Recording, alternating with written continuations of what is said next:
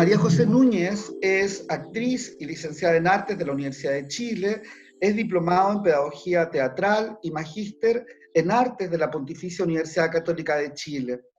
Inició su trabajo como actriz en el Teatro Provisorio, compañía de teatro callejero dirigida por Horacio Videla. Desde 1988 trabajó con el Gran Circo Teatro liderado por Andrés Pérez Araya y formó parte del elenco original de La Negra Esther, Allende en la época 70, Noche de Reyes, Popol Vuh, Ricardo III, entre otros. ¿Es Ricardo II o Ricardo III? Segundo, es una variante, no está mal escrito. Muchas gracias. Ricardo II, entre otros. Participó activamente en todos los procesos y montajes, giras nacionales e internacionales del grupo, el Gran Circo Teatro, y desde los años 90 se desarrolla como docente, labor que desempeña actualmente junto con la investigación teórica y escénica. También sigue actuando, te vimos hace poco en el Jardín de los Cerezos, que dirigió Francisco Paco López. No, perdón, fue...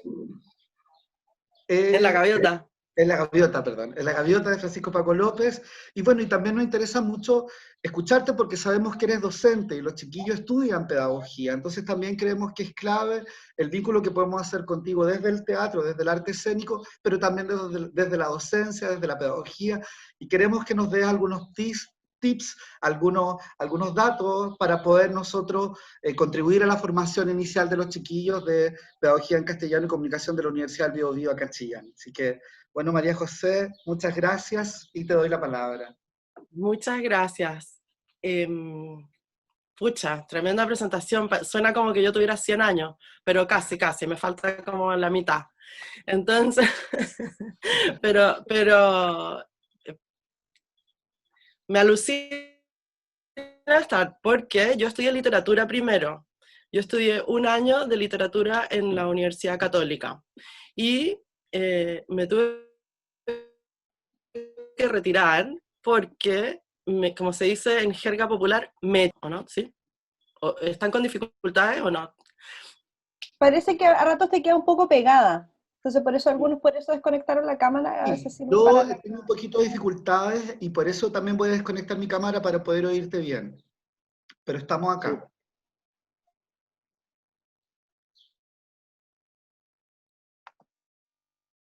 Creo que tiene problemas de internet.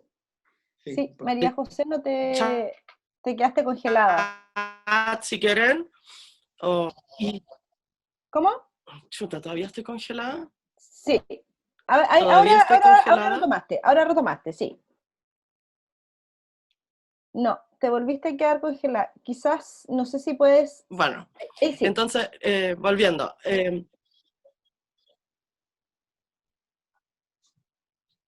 ¿Tiene que ver con que hay gente entrando todavía? Puede ser. Yo también voy a desactivar la cámara para que si te quedas congelada no tenga tanto peso, ¿ya? Acá, bueno, me siento un poco sola, no importa. Es que te estás quedando pegada. Estamos acá. Ya, espera, voy a tratar de mover yo un modem más cerca, ¿vale? Ya. Dame un segundo.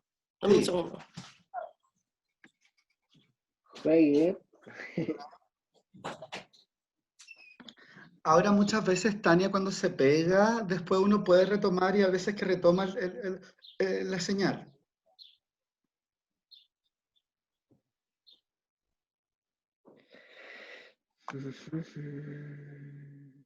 Claro, esas son las desventajas del internet. Tiene muchas cosas buenas, pero a veces si tenéis problemas con internet, que no depende de uno, ¿no? Lo mismo le pasa a los estudiantes cuando quieren estar y se les cae el internet y se pierden las clases. Imagínate dando la defensa de la tesis doctoral, que se te caiga el internet. Defendiendo tu doctorado ahí, está difícil, sí. Qué locura, porque eso igual antes, pese a que estaba Skype, tampoco te lo permitían, te obligaban a estar de forma presencial. Era el único momento que te veían. Ahí sí, María José. Vamos a ver si con esta no sé, no tengo tanta interrupción, ¿vale? Fantástico. Ojalá. Bueno, si se pone muy mal, paramos de nuevo. Bueno, les voy a comentar, partiendo de esa presentación increíble, lo quería retomar desde el punto en que tú lo dejaste, que es el vínculo que existe entre la literatura y el teatro. Y les estaba comentando que yo estudié literatura primero, y nunca aprobé el ramo de latín, y latín era 5 años de latín, y en la católica. Y a la vez, yo me di cuenta que yo estaba leyendo básicamente teatro. Lo que más me interesaba de la literatura era el teatro. Entonces, bueno, en esa época existía la aptitud académica y postulé a la universidad de nuevo, obviamente, y entré a la carrera de teatro y ahí me cambié entre la literatura y el teatro, como presente en mí. Siempre me di cuenta que el teatro es literatura representada y que el teatro exige el espectador. En ese momento en que se produce la copresencia, ahí aparece el teatro. Voy a preguntar si mi conexión está buena o está demasiado interrumpida.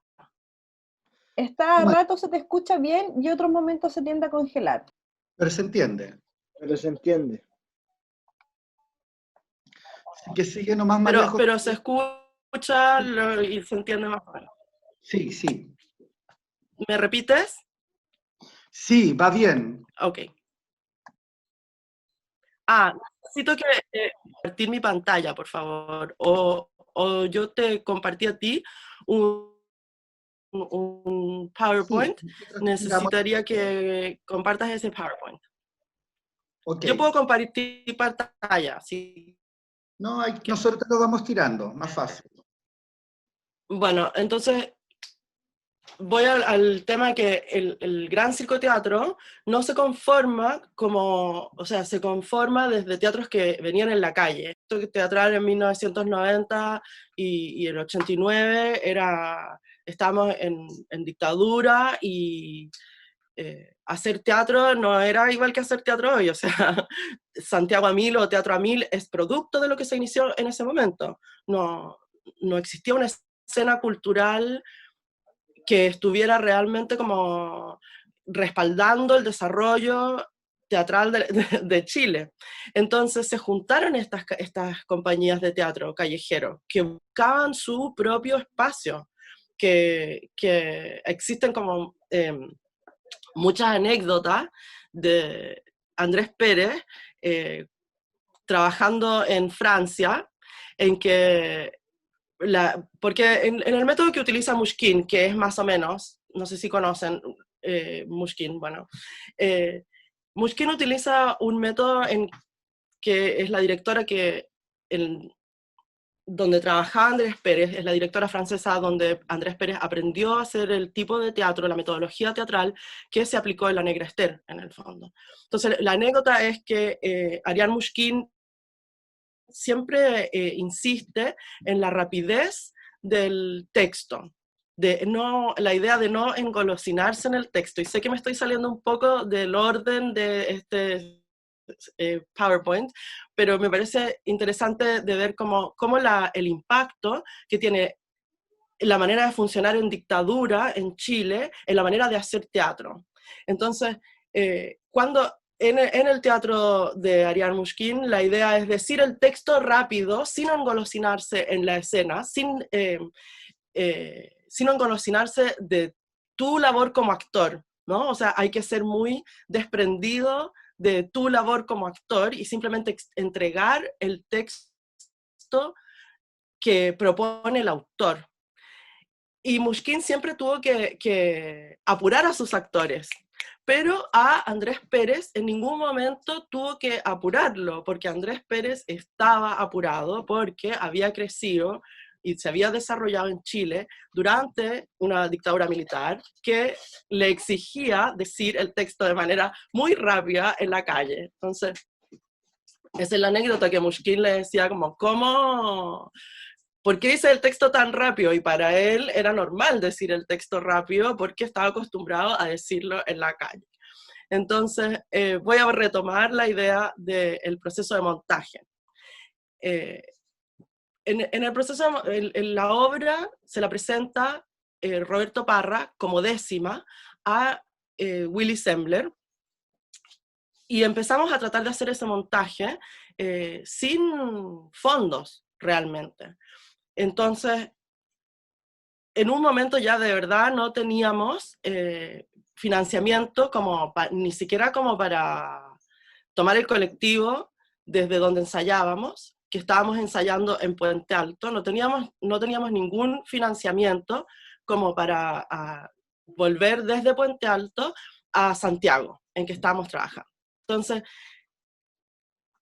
en una desesperación, Willy Sembler, que luego fue el actor que interpretó al personaje de Esperanza, le dice a Roberto Parra, ¿por qué no te contactas con Andrés Pérez, que es la persona que estaba en ese momento estudiando con una beca, con un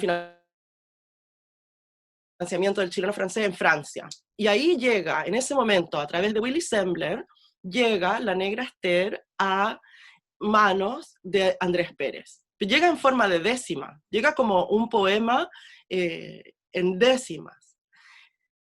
Y Andrés Pérez ve esto y dice, aquí hay una historia increíble de amor, que eso era lo otro muy peculiar, muy particular del teatro, que en el teatro el actor o el director, o en este caso el profesor, el pedagogo, busca la temática que lo convoca, ¿sí? Yo busco la temática que me convoca a mí como docente, o a mí como actriz. Yo no puedo desentenderme cuando soy docente de que también soy actriz, o que también soy director. Entonces, uno busca la temática que lo convoca. Y era muy peculiar, o muy llamativo, que la historia era una historia de amor, que no era una historia que estaba respondiendo a la dictadura, ¿no? Aunque claro, ahora desde el tiempo y desde el filtro del tiempo, vemos que el amor sí es una respuesta a la dictadura. Y vemos que el amor sí es una respuesta o una manera de enfrentar la violencia que puede ser una dictadura. Pero en ese momento era como muy extraño, porque todas las compañías de teatro estaban más bien enfocadas en hacer obras evidentemente contestatarias a la dictadura militar, ¿no? El teatro estaba como muy enfocado en expresar el desacuerdo con la dictadura de Pinochet, etcétera, etcétera. Y nosotros venimos aquí a contar una historia de amor, que en ese momento era como, ahora uno piensa, qué raro haber estado contando una historia de amor, pero tiene sentido desde ese punto de vista, de que el amor sí es una respuesta a la violencia. Entonces, Andrés Pérez viene a Chile, se junta con Roberto Parra, y empezamos a trabajar juntos la obra, ¿no? Nosotros leemos el poema en décima, que fue dificilísimo para nosotros aprender a decir una décima, ¿no? Como a darnos cuenta que la décima es nuestra habla también, y que la décima es nuestra respiración también, nuestra respiración y nuestra habla campesina más bien. Y nos costó mucho igual, porque nosotros somos seres más bien urbanos, entonces como agarrar la oreja bien para entender que esa décima era nuestra raíz, nos costó su poco. Ahora, Roberto Parra yo voy a hacer aquí una pequeña como elegí a Roberto Parra. Roberto Parra es para mí, y para muchos chilenos, un guitarrista increíble, increíble, el mejor guitarrista para mi gusto. Yo nunca he visto a nadie tratar la guitarra como la trata él. El honor de estar con Roberto Parra y su habla, o sea, era una persona que Roberto Parra tenía segundo básico, así de simple. O sea, Roberto Parra tenemos que ponernos en el contexto parriano, o sea, Nicanor Parra es el más viejo de una docena de niños, y Roberto Parra está en el grupo de los menores. Entonces, crecer era algo realmente difícil. Bueno, no va al colegio Roberto Parra, escasamente sabe leer y escribir, pero su oreja era impresionante. O sea, Roberto Parra sabía perfectamente si uno se saltaba un me o un va, ¿no? Como, él utiliza, vamos a ver en otro slide, como él utiliza mucho la H como sonido, como nosotros cuando hablamos utilizamos la H como sonido. Entonces, empezar, y ese es un honor muy grande, poder trabajar con el autor de la obra, porque claro, uno monta a Acevedo Hernández, uno monta a Chekhov, uno monta Tennessee Williams, uno monta, ¿no? Pero cuando tienes el honor y el placer de poder trabajar con el autor, o sea, eso es súper poco frecuente. Mushkin, por suerte también, Pérez venía de la experiencia con Ariel Mushkin, donde había protagonizado Gandhi, en el papel de Gandhi, y entonces él había visto muy de cerca el trabajo con el dramaturgo, o lo que los alemanes llaman el dramaturgismo, que es el trabajo conjunto del dramaturgo y los actores. Entonces, sucedió que, puedes ir al otro slide, sucedió que mientras estábamos montando, aparecen personajes que en el texto no aparecían. O hay que borrar personajes que estaban en el texto, escrito en el poema, pero en la obra no podían aparecer. ¿Puedes cambiar el slide? La diapo, porfa. Bueno, por ejemplo, en la obra escrita empieza: en casa de Celedonio, conocí a la negra, gracias, en casa de Celedonio, conocí a la negra Esther, y en la obra de teatro que ustedes fueron a ver, Celedonio no existe. El personaje de Celedonio no existe, porque, por un motivo muy simple, porque nosotros no teníamos actores para que pudieran interpretar el personaje varón, y nadie daba ese personaje. Nadie daba Celedonio, entonces para poder estar todas listas para la otra escena que venía, etcétera, etcétera, que los músicos estuvieran tocando, etcétera, no había nadie que pudiera interpretar Celedonio. Entonces, la Pachi Torreblanca, que es una tremenda actriz, dice: ¿qué si cambiamos? Porque claro, te metes ahí en el submundo de... el submundo de los prostíbulos y la bohemia porteña de San Antonio, que es muy distinta que el mundo que nosotros conocíamos desde Santiago, ¿no? Entonces, en el mundo en este submundo de prostíbulos y bohemia existe, no sé, ustedes son muy, muy jóvenes, pero existe la cabrona, obviamente. Igual para mí es como el ejercicio de hacer esta charla, para mí es súper enriquecedor, porque de hecho yo tengo mañana otra clase en la Finisterra acerca de la metodología de Mushkin. Entonces como que se me refresca todo y me hace también analizar la metodología de Mushkin, porque estas dos cosas están muy vinculadas. O sea, la décima, o el texto de Roberto Parra, cómo se dice, y la metodología de Mushkin, que es la maestra de Andrés Pérez, esas dos cosas no se pueden desvincular. Sería como negarnos el origen de la obra de teatro La Negra Esther, ¿no? Entonces, para los profesores,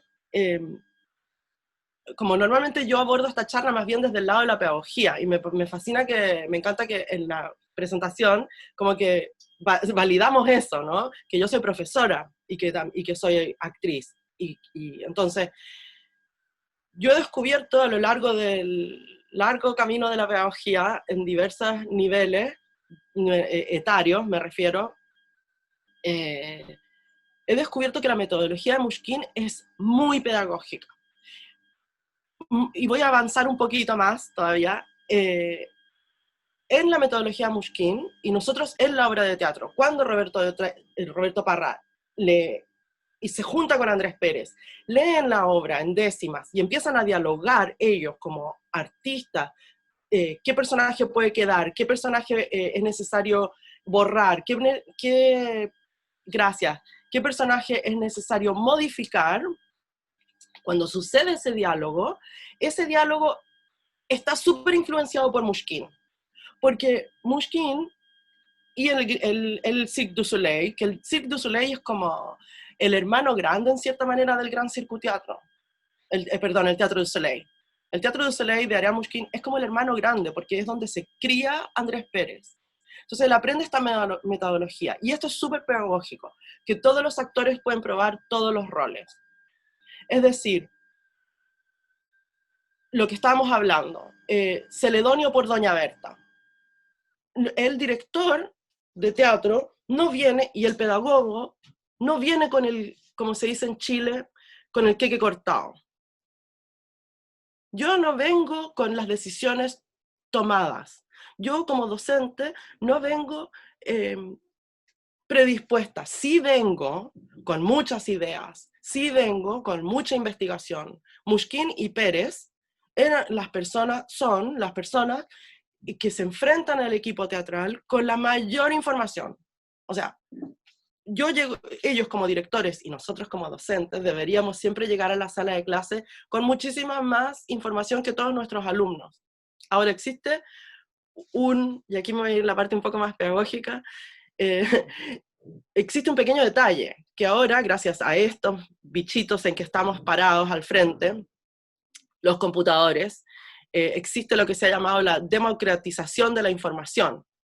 Entonces, claro, mi alumno de cuarto medio tiene el acceso a toda la información del teatro frente a sus ojos, en el computador, ¿verdad?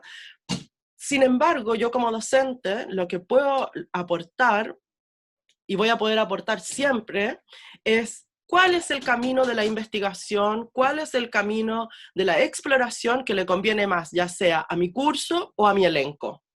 Porque en el fondo un curso es como un elenco. Entonces, que todos los actores puedan probar todos los roles, hace lo siguiente, hace que todos los participantes del elenco se sienten responsables del resultado, porque no sabemos quién va a ser el protagonista. Esta metodología es completamente opuesta a la metodología norteamericana del casting.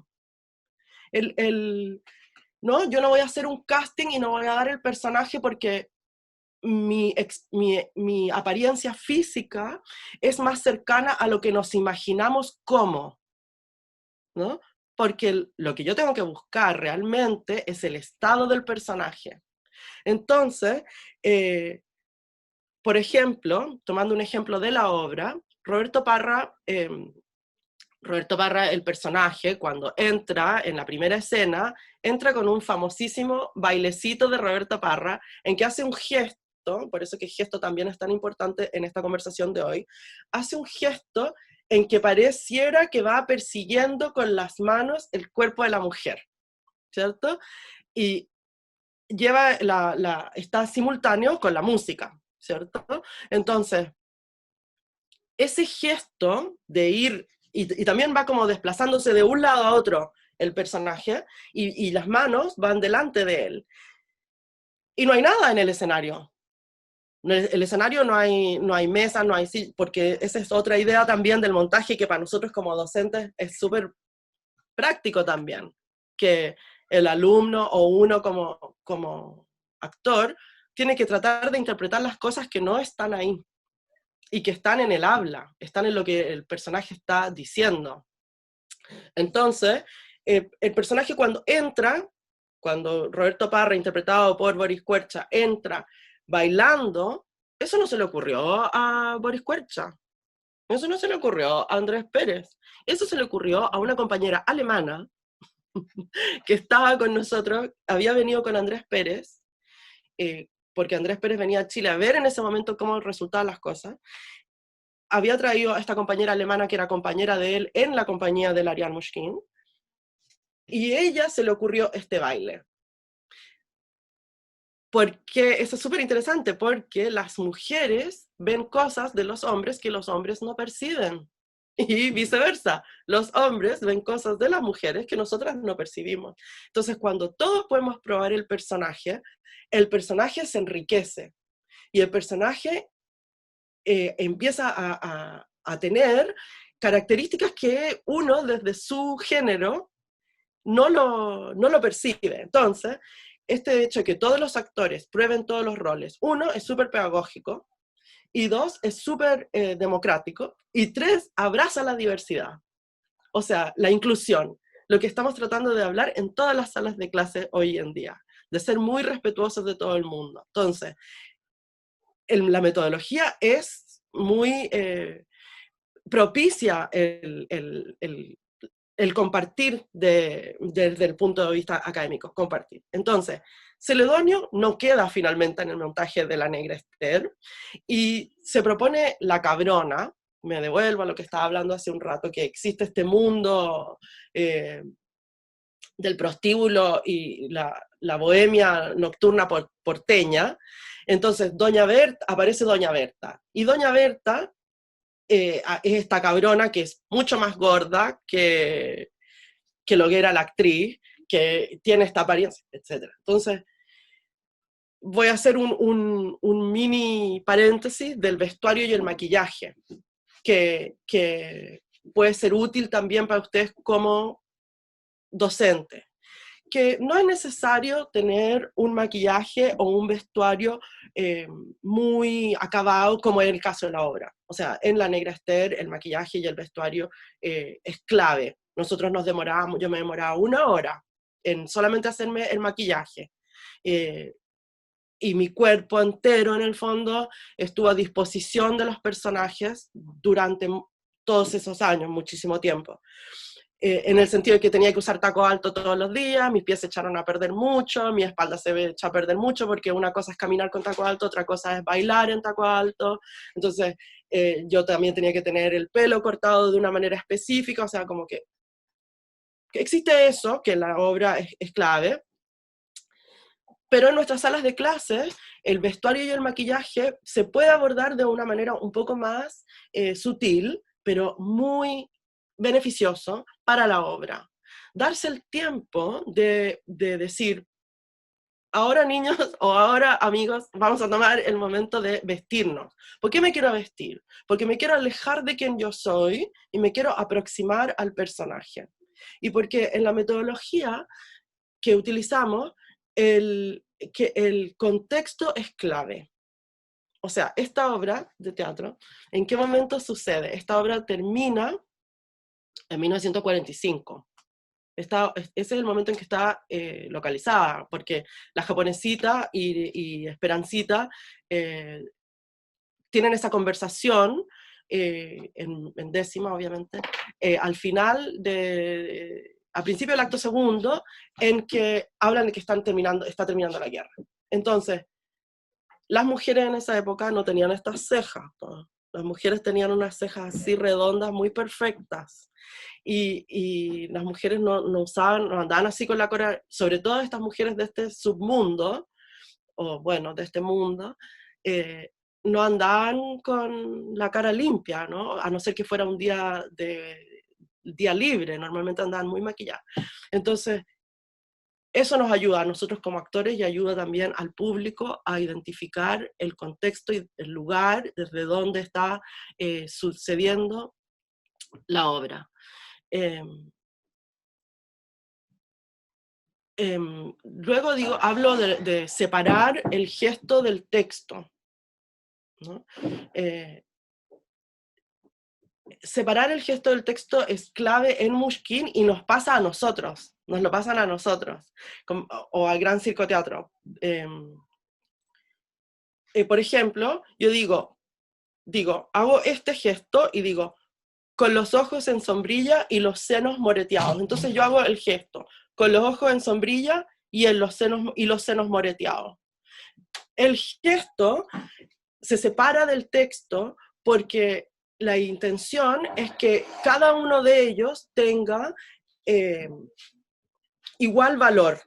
Y porque la directora, Mushkin, en su método, dice que uno de ellos va a perder valor si es que los hago simultáneos. O sea, la metodología que utiliza el Gran Psicoteatro es absolutamente opuesta al realismo.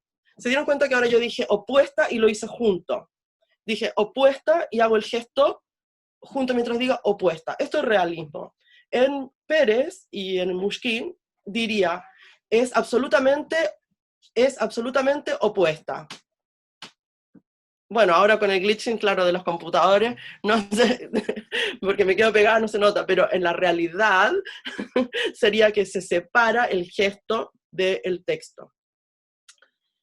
Y aprendimos otra cosa que se aleja del realismo mucho, que es que la emoción se vive una emoción a la vez. No existe el subtexto realista. Y es muy increíble porque estamos tan acostumbrados al subtexto realista, que es todo lo que vemos en Netflix, el subtexto realista. O sea, el personaje está pensando, oh, cuánto lo amo, pero en el subtexto está pensando, en realidad, amo su chiquera, ¿no? Como todo ese en la metodología Mushkin, la manera de abordar el texto, y además que el texto de Parra se presta mucho para eso, porque el personaje es un borracho. Entonces, como que dicen que los borrachos y los niños dicen la verdad, ¿no? Entonces, los borrachos están diciendo, o en este caso Roberto Parra está diciendo, una cosa, una emoción a la vez. No existe ese subtexto del realismo.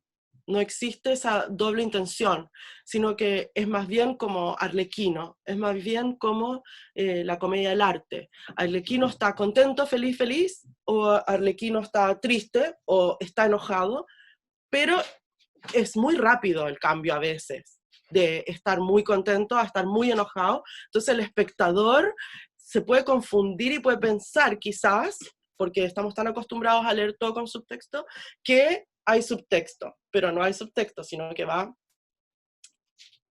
de una emoción a la otra. La otra cosa que les quería mencionar es que siempre trabajamos con el texto en mano. Es decir, yo no me voy a mi casa, yo también eso encuentro que es súper práctico. Yo no podía irme a mi casa a estudiar el texto para mañana probar La Negra Esther, por ejemplo. Memorizarme todas las líneas de La Negra Esther para llegar al otro día a decir, ya, yo tengo una idea, quiero para probar La Negra Esther. No se puede, eso no es parte del método, porque nadie sabe el personaje que va a ser, porque todos pueden probar todos los personajes. Entonces lo que se hacía, y esto es súper entretenido, lo que se hacía era concordancia, como se juntan, si son un grupo, nosotros éramos un grupo como de 30 personas en el fondo, entonces nos juntábamos en grupos como de 5 personas, y decíamos ya, ¿qué escena vamos a hacer hoy día? Por ejemplo, ya, hagamos la escena de la playa, que está el terremoto de Chillán, ¿no? Un 24 de enero, cuesta mucho relatarlo, muere Chillán y San Carlos, es para sacarse el sombrero, caen médicos y obreros con este gran terremoto, qué susto para los rotos, lo gritó como testigo, me duele hasta el ombligo con este manso alboroto, ¿no? Esa escena en que es un relato largo del terremoto de Chillán. Y vamos a probar esa escena. Nos juntamos y decimos ya, tú prueba Roberto, tú prueba Nano, yo quiero probar este, y proponemos una manera de abordar la escena. Porque cada grupo puede tener maneras de abordar la escena de manera distinta. O sea, yo puedo abordar la playa en la playa, yo puedo abordar la playa en el muelle, yo puedo y vemos las escenas. Y esto lo sugiero mucho para la sala de clase. Vemos la escena, vean las escenas de sus alumnos, y entre todos conversen cuál es la más adecuada. como que se llega a consenso de cuál es la más, y resulta evidente cuál es la más adecuada.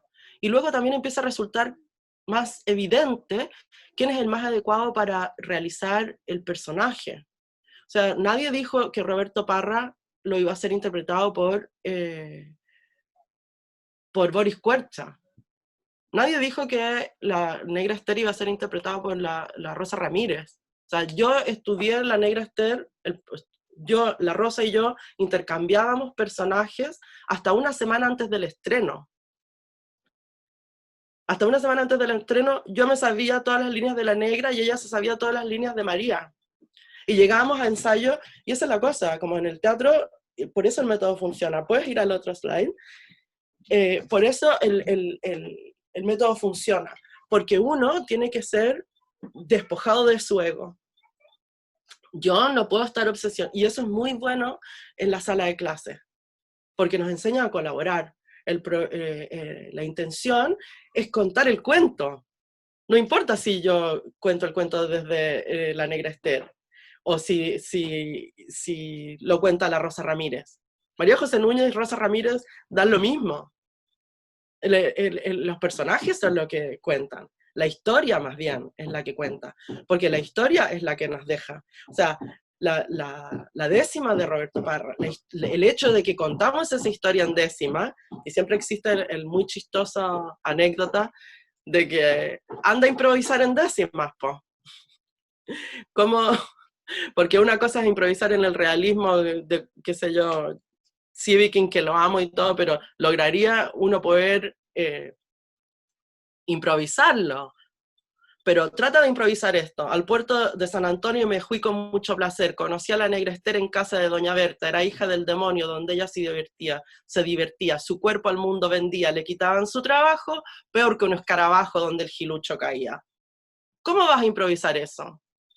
Aparte, o sea, y la anécdota es que estaban Pablo Puntilla y Juana Zafate, primera escena, segundo acto, y la recuerdo perfecto porque yo tenía que estar maquillándome muy apurada en el intermedio, y entran con un catre que traen a la casa, al burdel. Y, hola, ¿qué tal, Pablo Puntillo? ¿Cómo estáis, Juana Zafate? Aquí le traigo el catre de bronce con perillas para las lindas chiquillas, bla, bla, bla. Y de repente, blanco. Total, blanco total, así, Aldo Parodi, así, pero Willy Sembler, blanco total. ¿Qué digo? Con el catre en la cabeza, así agarrándolo, y dice, y el Willy se le olvida completamente lo que está diciendo, y dice, y la mariposa se fue, y salen de escena, y yo estaba así como, porque que ellos apuren su escena, quiere decir que yo me acabo de quedar con 5 minutos menos para maquillarme, o sea, voy a tener que salir con lo que tenga puesto. Entonces, lo que importa es la historia que vamos a contar. Lo que importa es el texto de Roberto Parra. El texto de Roberto Parra que agarra a este director que se cruza, porque también hay que asumir y aceptar cuando las cosas caen, porque la suerte, qué sé yo, los dioses del teatro, qué sé yo, te tocó que estabas ahí, que estaban estas compañías, que estaba Roberto Parra, que estaba la historia, que estaba Andrés Pérez, y se cuenta la historia. Se cuenta una historia que Chile necesitaba en ese momento. Se cuenta una historia que pasó, que llevó lo marginal, que estaba en Puente Alto, al centro de Santiago, al Cerro Santa Lucía. Y la gente, la comunidad, Santiago, nuestro contexto, se vio reconocido en esta habla. Se acordó su oreja que la décima es nuestra habla. Se acordó su oreja que la historia de amor es la historia que nos convoca, ¿no? Como que no sirve de nada que respondamos con violencia, que hay que buscar el camino. Se acordó la gente, y el Cerro Santa Lucía era una fila de autos. Además que a nosotros nos tiraron al Cerro Santa Lucía porque estaba lleno de lanza. El alcalde de Santiago en ese momento no quería el Cerro Santa Lucía. El alcalde de Santiago lo que quería era una manera de que el cerro agarrara vida y ya no fuera un un lugar donde estaban los delincuentes. Entonces nos tiraron al Cerro Santa Lucía, fuimos y fue un éxito. Y de repente había fila hasta abajo del cerro. Y fue lo que fue. Y la 10ª yo creo que se volvió en algo mucho más cercano, o que retomó fuerza, la 10ª. Y voy a dejar hasta aquí la conversación porque yo creo que estamos como en, no sé cuánto rato me queda, y quería igual darles un segundo para algún comentario que quisieran hacer. Muchas gracias, María José. Ha sido muy estremecedor y emocionante oírte. Yo lo he seguido y he estado muy, muy catatónico, ¿no? Oírte es rememorar la obra, es rememorar también una época importante en la historia de Chile y del teatro. También rescato mucho lo que dijiste con el método de Mushkin con respecto a la pedagogía, que creo que es clave eso de que los niños puedan intercambiar los personajes. Generalmente en los cursos se dan la obra y el profesor da un poco los papeles a su ojo, ¿no? Como director, viene con el queque cortado, pero qué interesante este método donde una obra puedan todos interpretarlas, todos saberse las líneas del otro, e incluso rotar y hacer como nuevos teatros, ¿no? Que las niñas hagan del rey, que el niño haga de la princesa. También estamos en una época donde también los personajes masculinos y femeninos están cruzados, y en el teatro se podría hacer una resignificación bien interesante, eso desde un punto de vista pedagógico. Yo rescato mucho esos tips que les he dado a los chiquillos para poder montar su obra, que va a ser algo que les van a exigir su escuela. Acá, como yo te comentaba, las escuelas rurales, las escuelas de Chillán, las escuelas de las ciudades le exigen a los profesores de lenguaje, de castellano, que montemos teatro, y justamente oírte es una luz en ese camino de entender el teatro como una experiencia que nos permite también construir comunidad, y una comunidad nueva, como tú bien lo has comentado, a partir de ese método y la experiencia con la neta Esther. Así que muchas gracias. ¿Alguien tiene alguna pregunta para María José, como ella misma lo dijo? ¿O que quiera comentar algo?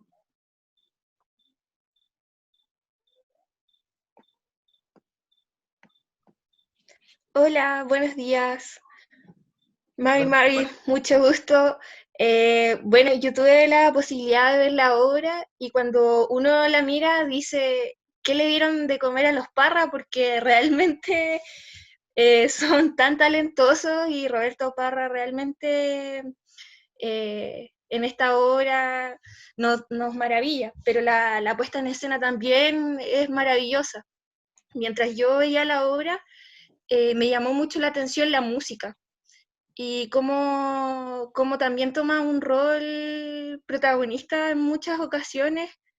Y bueno, también esta idea del elenco que, que hacía de todo también. Entonces, cuando estudiábamos el teatro postdramático, también me acordaba un poco de la obra, y me acuerdo que la representación que yo vi cuando estaban en la playa, hacían como pantomima, y era bien interesante. Bueno, y aparte de sentirnos representados por el terremoto de Chillán, sentir un poco de arraigo con eso, igual gracias a Roberto Parra, me imagino. No sé si nos puedes contar algo de la música y cómo ese Sí, diálogo constante. muchas gracias por tu pregunta. Es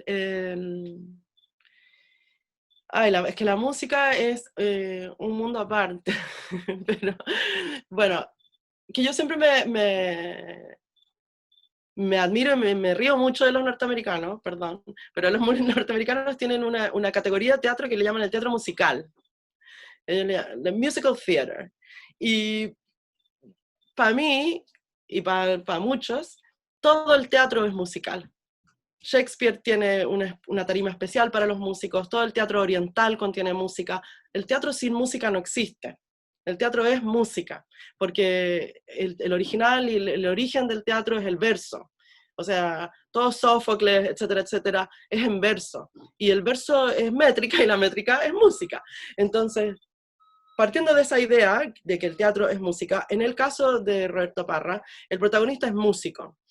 Y claro, está sumamente intervenida por la obra, así como se hizo un estudio de los maquillajes, se hizo un estudio del vestuario, se hizo un estudio de la música por parte de Cuti Aste, que también era parte, que es penquista, entre paréntesis, y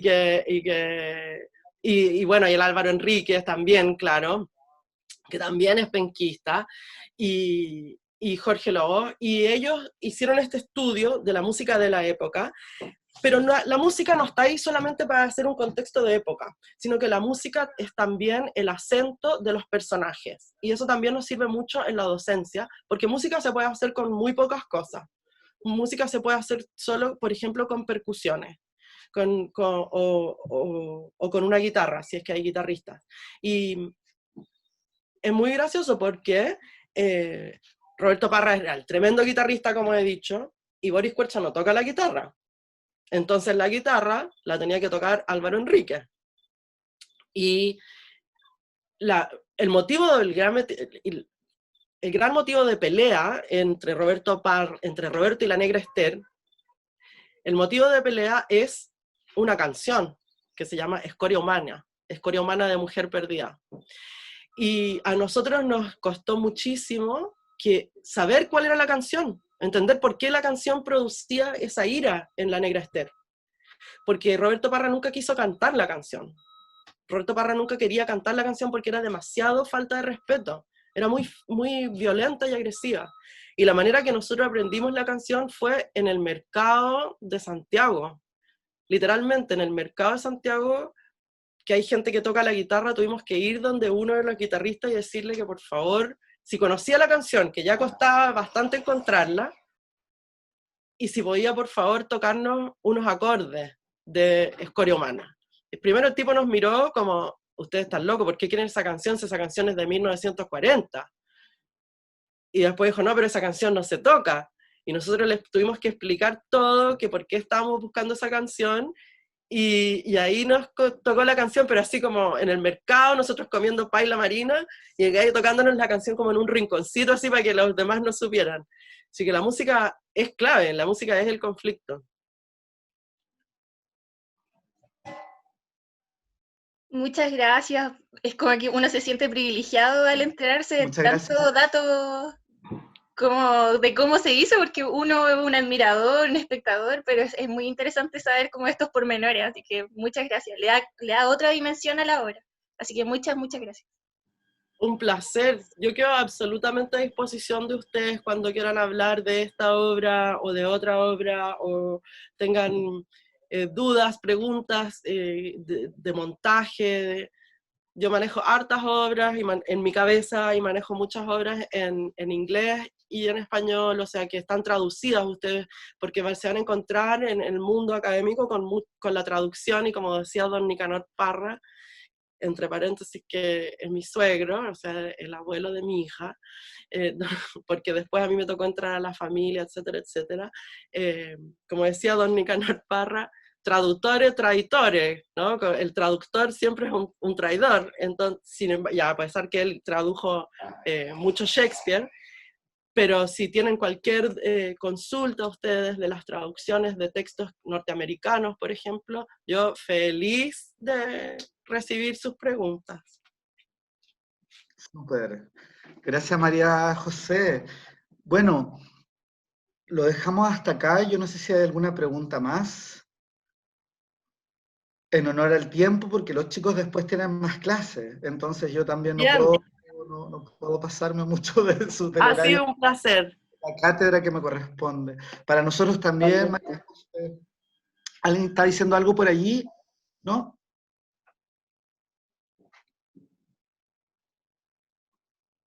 ¿No? Bueno, ha sido un placer, María José, estar contigo, oírte, verte también descentralizada, y bueno, y te mandamos un abrazo regional. Esperamos prontamente, ojalá que lo presencial después nos cruce, que puedas visitarnos acá en la Universidad del Biobío, las puertas están abiertas, y bueno, agradecerte tu presencia el día de hoy.